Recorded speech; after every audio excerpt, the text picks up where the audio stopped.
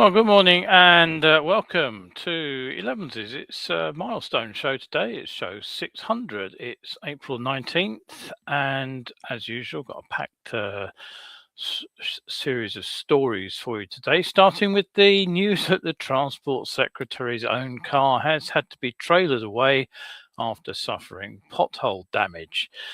Blood bikers also have said that deteriorating road surfaces in the UK are compromising their safety and service. An MP is leading a cross-party campaign to look at the issue of road tax for motorcycles, vehicle excise duty as it's more properly called. An 18-year-old biker and their family have been jailed for perverting the course of justice after a crash involving a 5-year-old child. A police pursuit of stolen bikes has led to 3 17-year-olds being charged. Vietnam is looking to tighten up the controls on the Ha Giang Loop motorcycle tour operators. That's quite an important story, I think.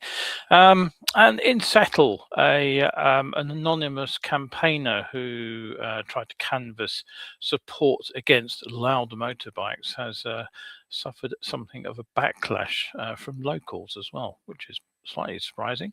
Then we'll have a look at some UK and world news in brief. Sadly, a rider has died at the relaunched Oliver's Mount road races. ZXMOTO have sold out after their surprise double win in World Supersports, proving the win on Sunday, sell on Monday adage. Suzuki are cutting prices and aiming to double their sales in the UK. And there's a shock price for Royal Enfield's flying Flea C6, which has just been launched in India. Finally, in depth, we'll carry on with a look at the brakes, and we'll see how we can actually get the max out of them. So settle yourselves down with a brew. Stay with me for the next 45 minutes or so as you run through your one-stop shop for topical news, controversial views, and better biking tips. Right, okay, so moving on to the first part of the show.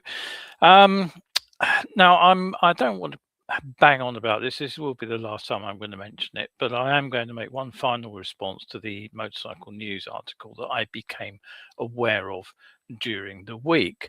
Now, you may or may not have come across this. This was a headline which read, "A pioneering new course based on groundbreaking research seeks to end the 'sorry mate, I didn't see you' accident." Right, okay, so what are we actually talking about? Let's show you the graphic that I prepared. Where is it? Here it is. Just move the graphic along. There we go. Let me give you a zoom in view on that so you can see a little bit more clearly. There you go. Motorcycle driver obviously approaching the car, driver presumably looking out the window at the motorbike, the beginning of the end for the Smithy. Right, so what's the gist of this particular story? Well, here it is then. A company called Smurfit Westrock, they'd already collaborated with Phoenix Motorcycle Training in offering free advanced training. They apparently then asked Phoenix if there was anything we could do to extend training to include non-riders. And apparently the result was, again, to quote Motorcycle News, a collaboration between Phoenix Motorcycle Training, Smurfit Westrock, SE2 Solutions, their roles not explained, and Nottingham Trent University, and in particular Professor David Crundle. And this new collaboration explains why drivers don't see motorcycles at junctions. And this is what MCN concluded. We have evidence as to why this is. And it's not simply a case of drivers failing to look. It's down to the fundamental biological and psychological makeup of human beings, as well as their various experiences as road users. Marvelous. So what do we know about this? Well, actually, we know a surprising amount. Why? Well, this has got a lot to do with it. I like to think this is science of being seen. Now, if you've been following my work for any time at all, you'll probably recognize that this is exactly what I've been saying for years. Now, I'm not here to complain simply for the sake of it, but to make a serious point about science in motorcycling. Now, what's actually being described here as pioneering research is anything but. It's actually based on the work of scientists. They've been labouring on the Smidsey collision in the background for 6 decades, and this is the research that I have been pulling together for almost 3 decades myself personally for my own training courses on the road. To address the Smidsey in my role as a rider coach. Now, moving on from my own work alone, you may remember something called Biker Down, and this is the founding team of Biker Down. And we created Biker Down between us over a dozen years ago, and the science of being seen was one of the original modules. It was the accident prevention module, module 3. So the aim of science of being seen, which explains the psychological and human physiological perception issues that combine to create the problem of the sorry mate, I didn't see you incident, has been, we've been working on this for some considerable time. So, some 8 years ago, I actually built the Science of Being Seen website. I think I've clicked on 2 links there. Yes, I have. There we go. And I've delivered Science of Being Seen. There I am in person for groups, this including Biker Down, clubs and groups across the country. I've talked to the police in Kent and London on the topic. I've taken the presentation to New Zealand. I'm actually wearing the shiny side up hoodie from New Zealand in that particular image. It's been delivered online in the UK and the USA. I delivered a paper. Here I am in front of an audience at the International Journal of Motorcycle Studies conference in 2024. This was, in fact, at Nottingham Trent University, the home of Professor Crundle, and it's been delivered in the press too. I actually delivered it in person along with Biker Down team to MCN's staff at their Peterborough headquarters. I think this was about 2016, 2017. And I've been delivering a Science of Being Seen for Drivers version 2. So whilst I'm genuinely glad to see more and more organisations actually take an interest in the science of the Smidsey, I do reject the idea of the work being done being groundbreaking. I don't put that onto Professor Crundle. I mean, he's been a primary contributor in the field for 20 odd years, but I do think that MCN have egged up the headline there, and I do suspect that the training school involved are also liking to make it seem like they're doing something very original. It's not groundbreaking. That implies starting from zero, and it clearly does a disservice to the original Biker Down team in Kent. And for the years of work that are available for free at scienceofbeingseen.org. Now, my aim isn't to gatekeep here. My website is open source, but it is important, I think, to ensure that the history of this science, both in terms of the primary research that's been done by those scientists out there, and my own secondary research, which has created the Science of Being Seen in a format which is relatively easy to digest and summarizes the issues, and it delivers this understanding that motorcyclists need to move beyond the sort of myths and folklore which still surround the Smidsey crash. Anyway, it's important, I think, that what is already out there is actually respected, and then we can build on it accurately rather than claim that we're reinventing the wheel. Right, okay, moving on from that. Be a Better Biker courses, they're returning to Milton Keynes. They offer bikers of all abilities the opportunity to boost confidence and improve riding. unless you have to be a learner, which seems a little bit odd to me if the aim is to reduce motorcycle-related crashes, as learners are well known to be overrepresented. So I think they're missing a trick here. Getting learners along onto these sessions would be a good thing, rather than just giving the old lags the chance to collect yet another gong, which I suspect is what is likely to happen. Sort of the less able riders need to start learning, frankly. It's also partly funded by Milton Keynes City Council, costs £25 per person. Not quite sure where the money goes because it's delivered by Milton Keynes Advanced Motorists, who of course are all voluntary, aren't they? Anyway, the first session is 10 till 3 at the Blue Light Hub in Ashland, Milton Keynes. It's on Saturday coming, 25th of April. Covers manoeuvring, overtaking and cornering techniques for a 2-hour on-road assessment. And there are 2 more sessions to be held this year, 20th of June and Saturday the 25th of July.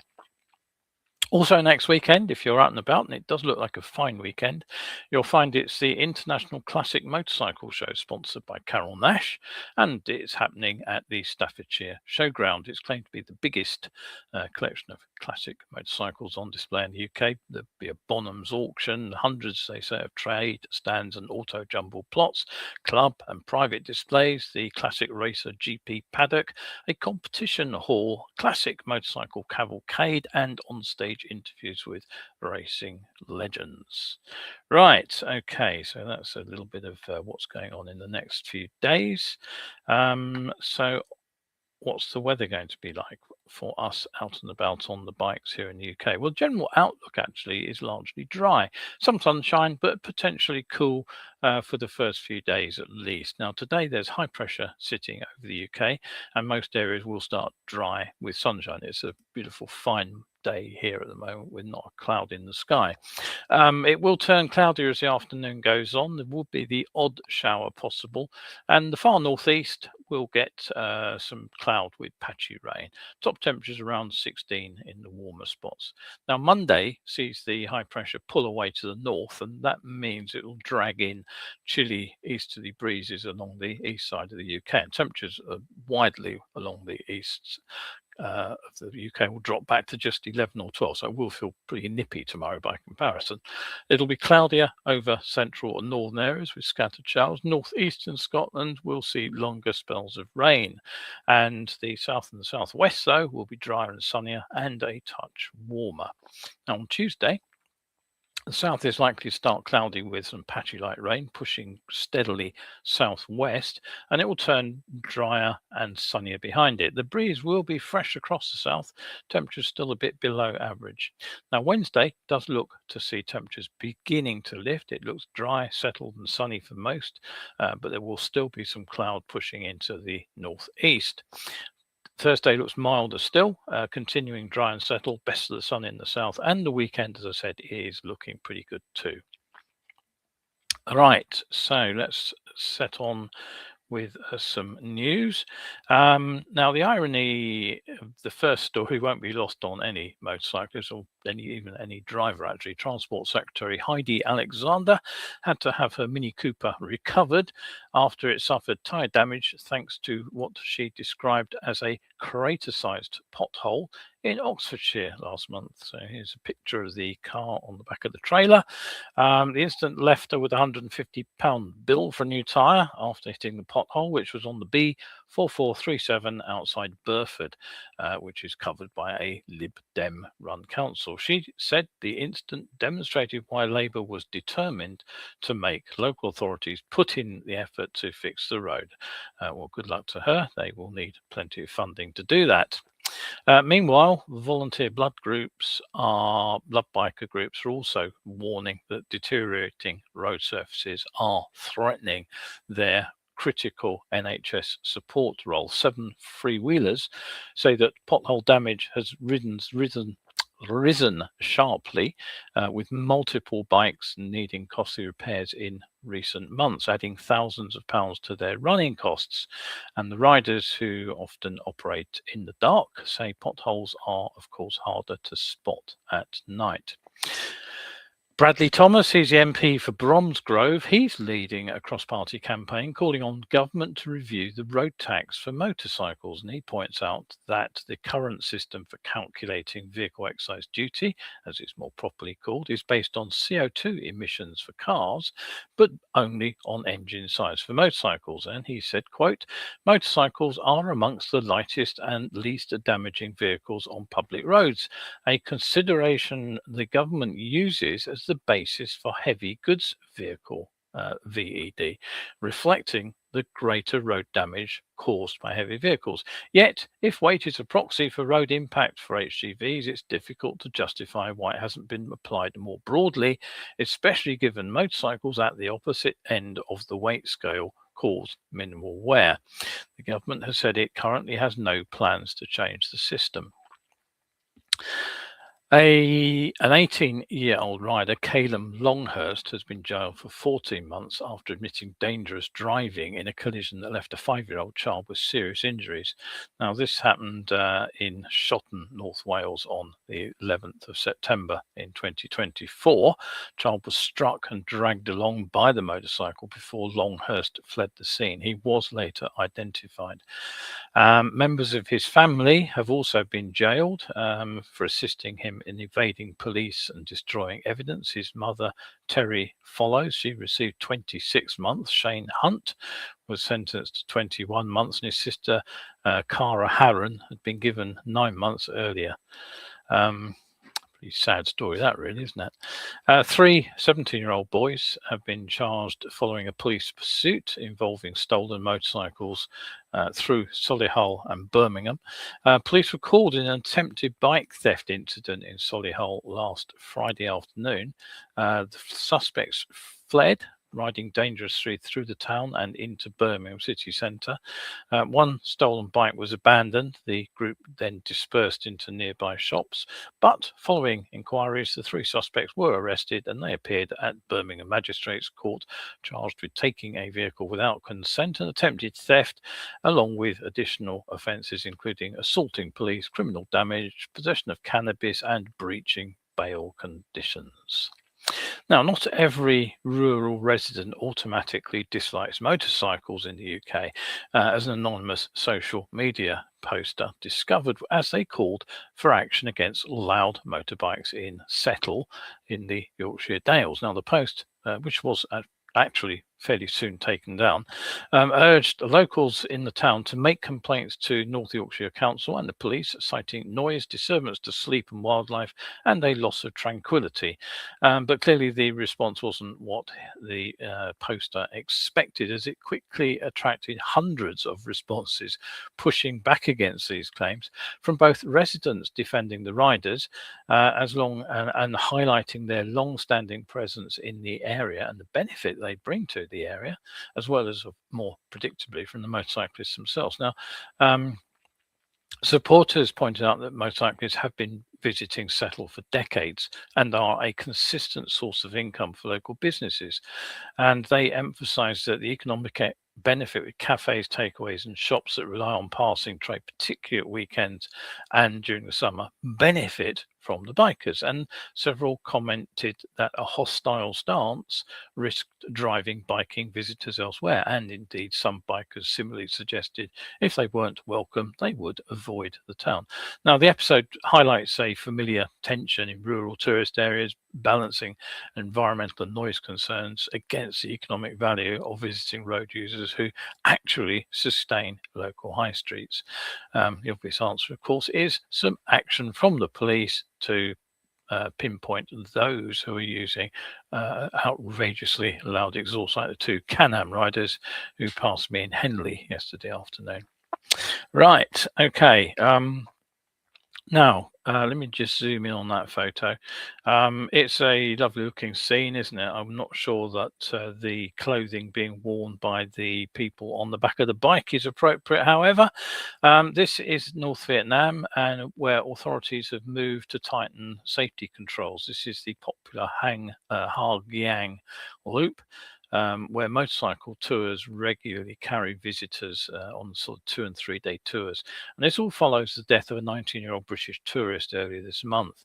Now, new directives from the authorities require that tour operators will ensure that riders and the machines fully comply with road safety laws, including proper maintenance, the provision of helmets and protective equipment, and also clearly defined contractual arrangements which cover the routes, the drivers, the rest stops, and the responsibilities in the event of an incident. Unlicensed operators will be barred from offering these tours, and companies will be prohibited from making sort of ad hoc changes, such as swapping riders or changing itineraries mid-trip. Now, this crackdown reflects a growing concern over the standards in what is described as a fast expanding easy rider sector, where local riders transport tourists around this 300-kilometer mountain route.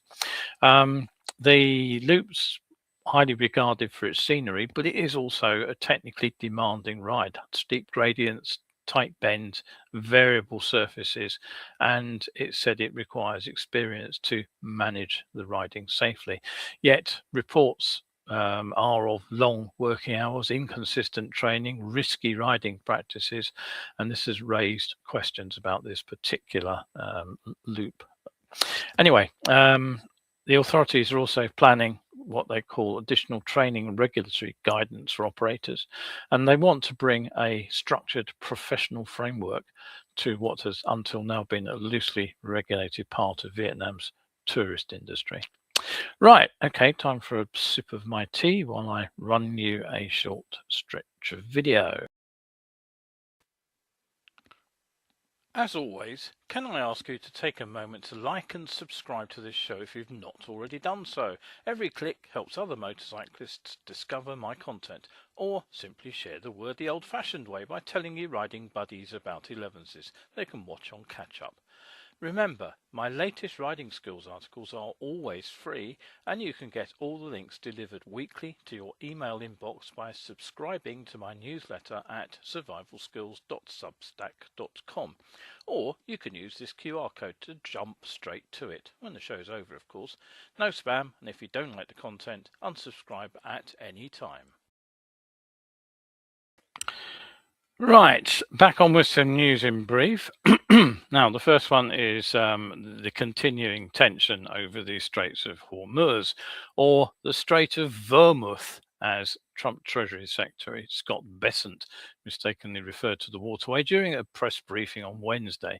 It continues to hold fuel prices at a high level, and this is some of the results that I've seen over the last week. Now, a fire at Viva Energy's oil refinery in Geelong in Australia that burned for 13 hours overnight on Wednesday. It was extinguished on Thursday morning, but the blaze was in the motor gasoline section. It was attributed to equipment failure and no injuries were reported, but it is said to have significantly impacted petrol production, and the refinery provides around half of Victoria's fuel and around 10%, in fact, of the nation's total.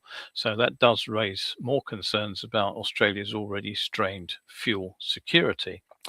Ireland has stepped in with a €505 million, that's about £440 million, fuel support package. That's followed a week of nationwide protests led by farmers, hauliers and transport workers over soaring fuel costs. The demonstrations caused widespread disruption, including road blockades, fuel shortages, and the temporary closure of key infrastructure such as depots and Ireland's only oil refinery. So the measures include another cut in fuel duties going down a further 10 cents, a reduction in the fuel duty on green diesel, the marked agricultural diesel, and a delay in a planned carbon tax increase, which would have come in, and that's now going to be delayed no earlier than the October budget. In India, there's a clear sign of a surge in electric motorcycles and scooter sales. In Bangladesh, there's also the beginnings of the emergence of demand for motos from a low base to start with, but it is all being driven by fuel shortages. And there are more dramatic signs from Pakistan here, where the demand for electric bikes is now accelerating so fast that the market is struggling to keep up with the supply. Dealers are reporting stock shortages, delays now stretching from 1 day up to 2 to 3 weeks, whereas previously you could just walk into a showroom and ride out on the bike. Now, around 100,000 electric motorcycles were sold in assembled in Pakistan in 2025. But if things go as they are at the moment, and if manufacturers can scale up their production, particularly in the battery department, production is expected to rise to around 300,000 this year. The market is becoming particularly competitive, and there are around 65 companies now involved in Pakistan's electric two-wheel sector. Let's move to Kenya. This rather crude-looking bike is actually the Roam Electric. It's designed specifically as a rugged machine for the requirements of consumers in the African country. But again, here, with the price surges driven by the Iran war, forcing riders to look elsewhere, that this is a machine which has seen significant traction. As you can see, it comes with dual batteries. It's got a range of up to 200 kilometers. And whilst pump prices in Nairobi have only climbed to the local equivalent of about £1.20, £1.25 per litre, yesterday I was seeing prices of around 160 as I was out in sort of the southeast here.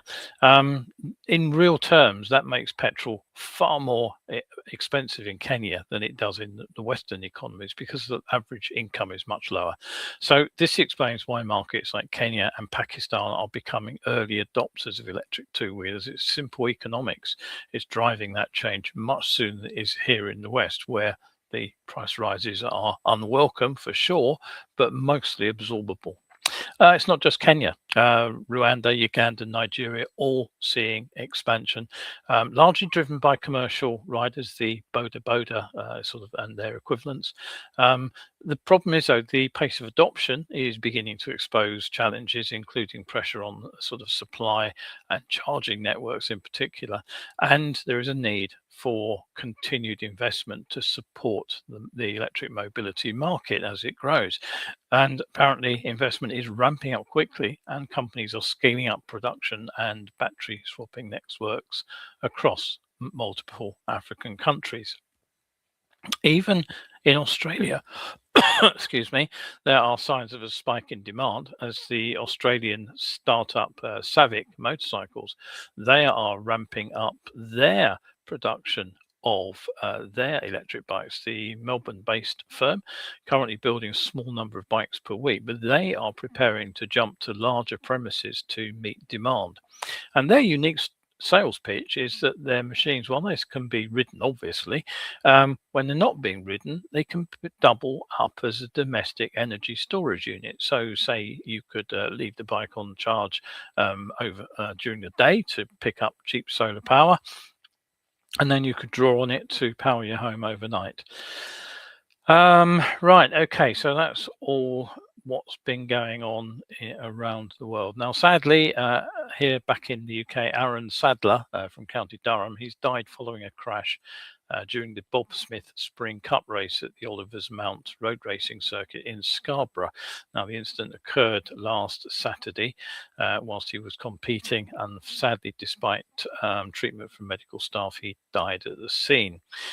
The 243 Road Racing Association described Sadler, who was a multiple champion at the circuit and a regular, as a highly popular member of the paddock community, and said he would be deeply missed. North Yorkshire police are investigating the incident, and they are appealing for witnesses and any video footage. Racing did continue after consultation with his family. It's actually one of my favourite tracks to visit. It's the only remaining road race using a public road on the mainland. Carrying on with petrol stories, proving the win on Sunday, sell on Monday, saying ZXMOTO have seen orders for the 820RR, the motorcycle that helped this Chinese team to be the first to win an event in the World Supersport Championship. Fill its backlog till at least October. They are said to be looking to boost production capacity as quickly as they possibly can. But they say if you haven't received your 820RR by now, you probably won't get it till October or November. The 820RR RS, you'll recall, scored a double win in the World Supersport races at the Portuguese round of Superbikes at the end of last month, with Valentin de Bees at the helm. Right, quick break again.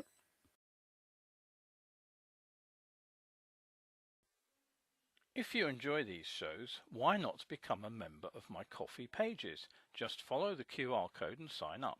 As a member, you get free access to the latest articles and the Survival Schools ebook shop, with instant downloads of everything from free mini ebooks to ebook versions of my paperbacks.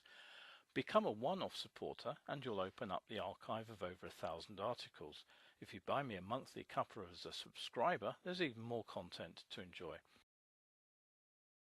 Right, okay, so just before I head on with the bike news, I've got an interesting question which has popped up live online, which I shall try to answer. Is a CE Level 1 motorcycle glove enough for me if I mostly just ride around in the city?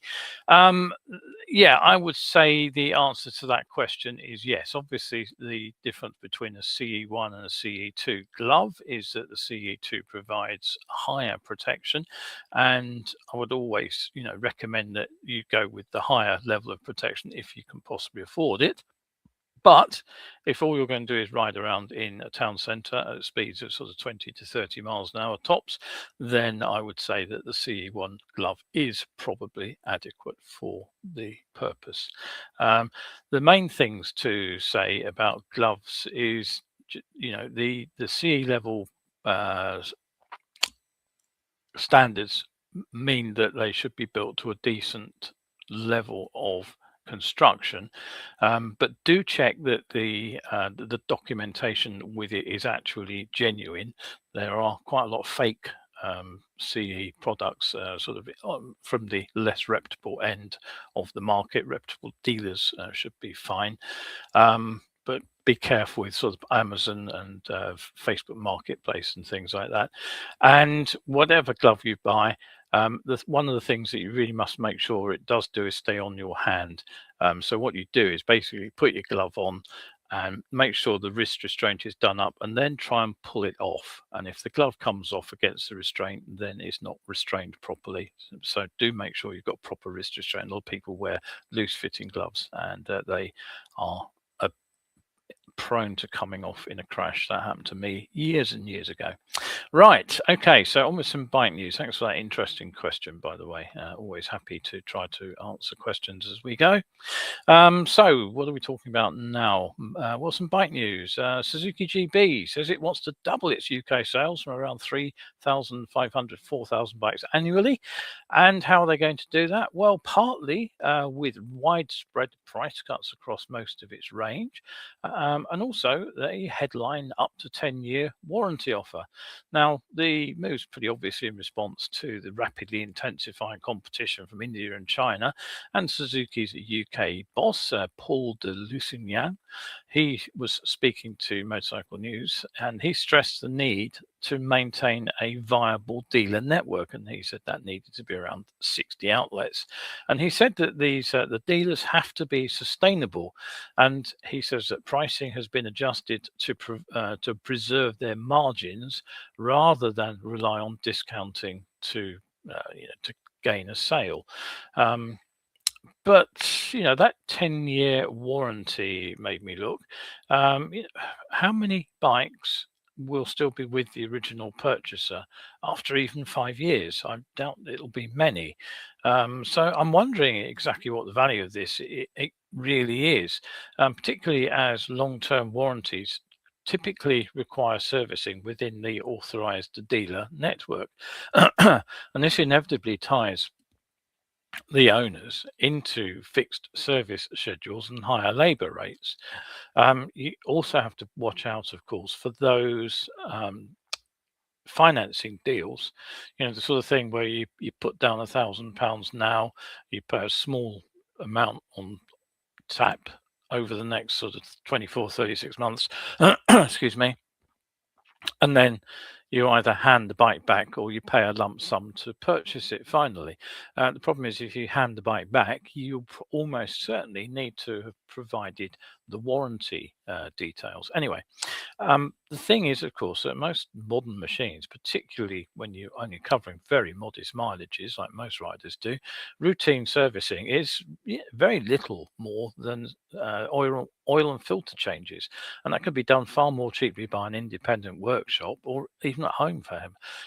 So over a decade of ownership, assuming that you are actually keeping the bike that long, the savings are likely to run into thousands of pounds, and that will far offset any perceived value if when you come to resell the bike from having it the extended warranty. So in that sense, the long warranty looks more like a mechanism to secure after sales revenue for the dealer by forcing owners to go to dealers to get their bikes serviced to maintain that warranty, rather than to support the bike's own viability.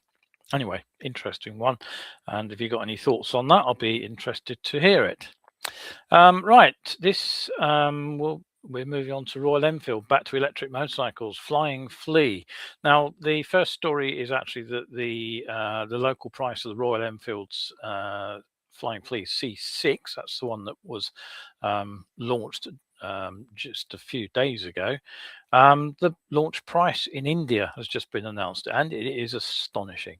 It is £2,250 for outright purchase in local currency, of course, and it's just £1,600 if you purchase the bike but not the battery. You pay them for the battery on a subscription model. Now, it's hardly a performance bike, obviously.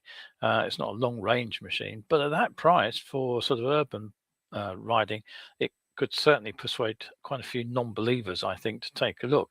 If those prices translate anything like into UK prices when the thing would come to the UK, and it turns out to be a competitor for something like the BSA Bantam 350, the Honda GB 350, it'll be really interesting to see what happens.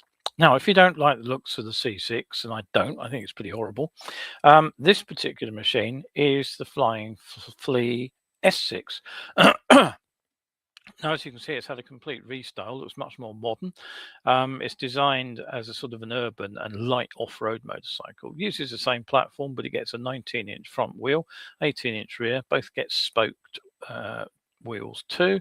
Longer travel suspension will improve ground clearance, and it's expected to offer a dedicated off-road riding mode, lean sensitive ABS, which is something on a bike of this price, and traction control, modern electronics and connectivity features. It's likely to use the same 3.91 kilowatt hour battery pack as the C6 and get a similar range too, but it is expected to be priced slightly more highly. Well, I just can't, I'm blown away by that price, I really am. Anyway, let me know what you think about that particular machine. I think that one looks quite smart, certainly compared with the original. Right, okay, on with the final item for today. Just one thing I forgot to do, which was thank my supporters. So let me just put the banner up. And yeah, quick shout out to last week's supporters. Paul, Brian, Christine, Ian R, Claire, and Anonymous was around as well to help support me. If you fancy dropping me some support for these shows, keep them coming. I'd be very grateful indeed. Right, anyway, into the in-depth topic today. Now, it's on braking again. Now, last show, I was looking at braking technique and the long-running debate over whether riders should use the conventional front brake, then rear brake technique, as taught on basic training for decades, or the newer alternative rear first approach that is being said to be superior. Now, as I said last week, as far as I can see in real world terms, there's very little in it. The rear first method may produce marginally shorter stops, but it tends to be less consistent because it needs pinpoint accuracy in the way that you apply the brake. So it's more forgiving, or it's less forgiving rather, if you are likely to mess up your braking order. But I think more importantly, it really misses the big point altogether. What really matters in braking is not so much the sequence, it's the timing of the application of the brakes. Now, if our braking is delayed by even a second, we lose far more stopping distance than we could ever gain through any use of an optimized technique like the rear first, front second approach, even from technically perfected performance, from lots and lots of practice. Now, this delay is not a theoretical issue. It's actually what happens when things go wrong. Now, in training, we're calm, we're prepared, we're expecting the drill. On the road, that state rarely exists when it matters most. Now, I was reminded of this recently. I was watching one of the Mentor Aviation videos, and it involved a near accident involving a commercial aircraft. Now, okay, the specifics are up in the air, literally, but the underlying human behavior translates directly to riding. Now, in the incident, what happened was the aircrew had incorrectly entered the aircraft's weight, and that cascaded into some incorrect takeoff parameters. The technical things were the wrong flap setting and a takeoff speed that was too low. So when the plane apparently reached the point at which it should start its roll to take off, the captain did what he'd done thousands of times before. He pulled back on the controls, but this time the aircraft didn't respond. The nose began to rise, as you'd expect, but the aircraft stayed firmly on the runway. And this is where things became critical, because for the next few seconds, the captain simply kept doing the same thing. He kept pulling back on the controls. And this is basically, it's instinctive. It's an instinctive response. That was what was supposed to work. That was what had always worked before. That was how he'd been trained to fly the plane, even though the plane wasn't doing the thing that he expected to do. It wasn't actually flying. It was still rolling down the runway. So in effect, he was locked into sort of a motor program, muscle memory, if you like, that no longer matched the reality of the situation. Now, because he pulled the stick back, the next thing that happened was something called a tail strike. The plane over rotates and the rear end of the plane hits the tarmac. Now, it just didn't bounce off it. He actually dragged the rear end of the plane along the runway for over 700 meters, and apparently it carved quite a deep groove into the surface. Now, eventually, he was prompted by a third member, or third cockpit cabin crew person who wasn't actually flying the plane but was just sitting in on, to apply full power. And at that point, finally, the plane lifted off, but they were getting perilously close to the end of the runway by then. Now, the point here is it's not technical failure, it's the human response which has broken down. The crew experienced what's commonly referred to in aviation as the startle effect. Excuse me.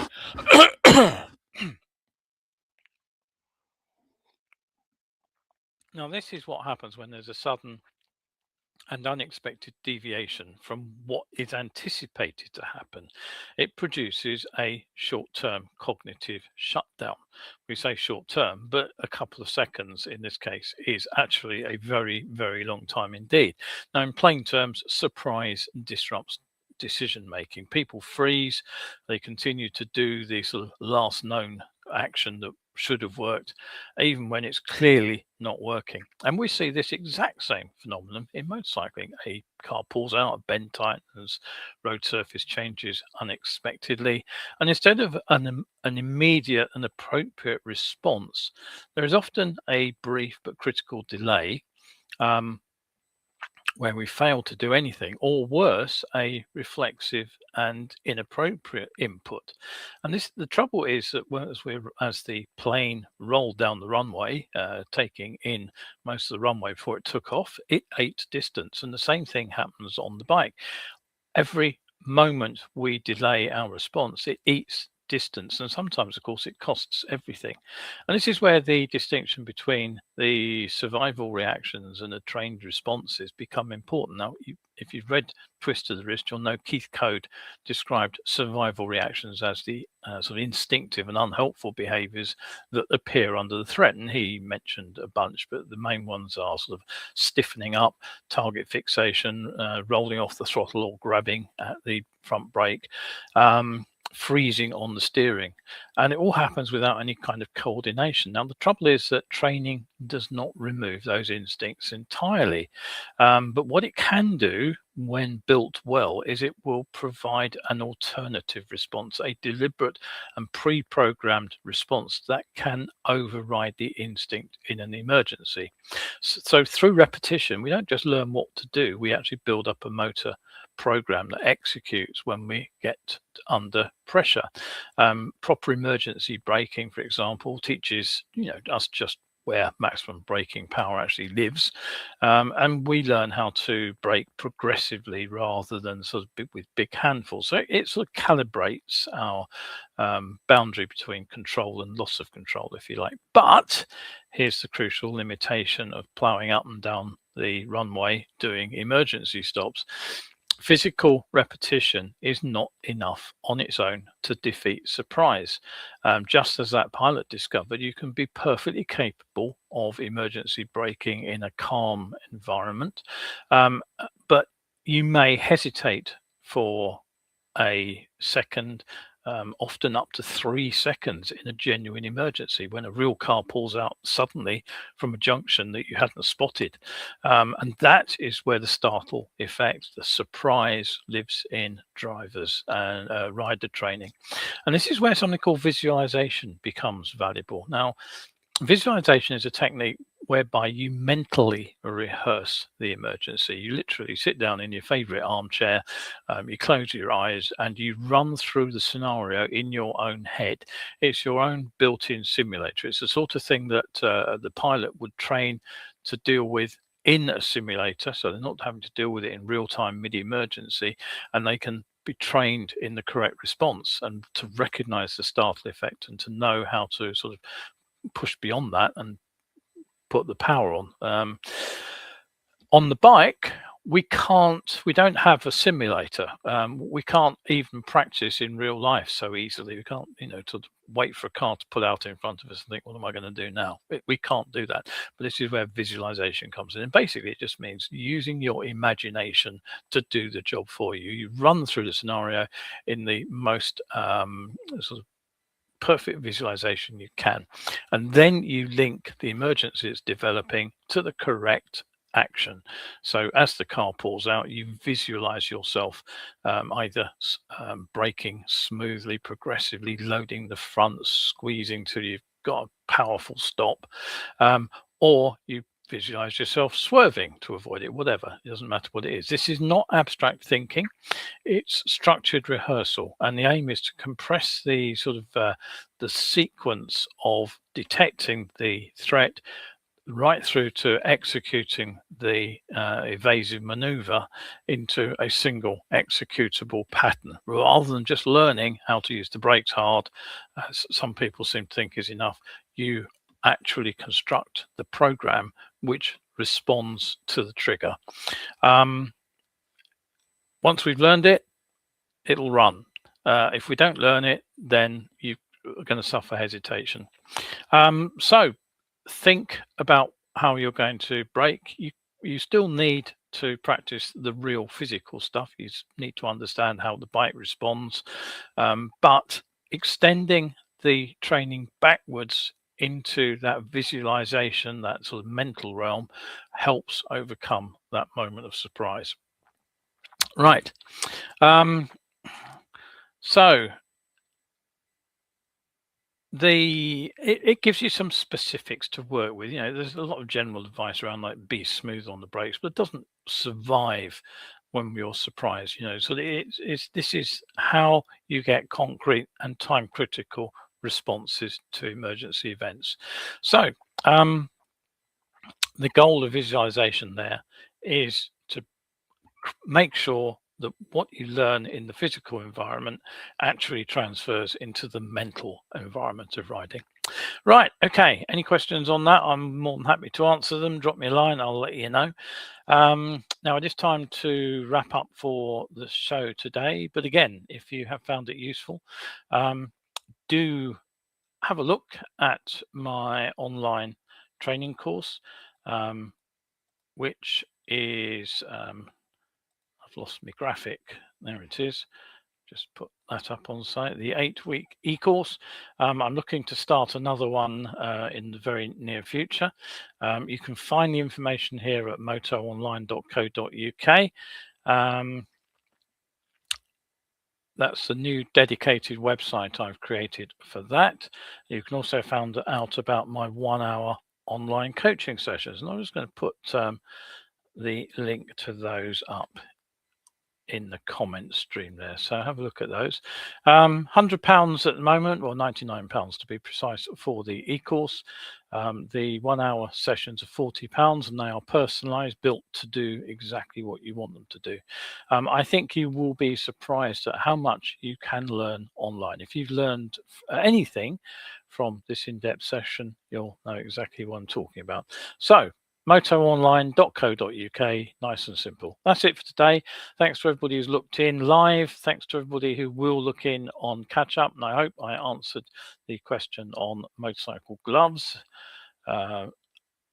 suitably for the person who asked. And if you are out there on your bike today enjoying a ride, and it is looking like, as I say, a beautiful day here in London, make sure you stay shiny side up, and then I'll see you next time out.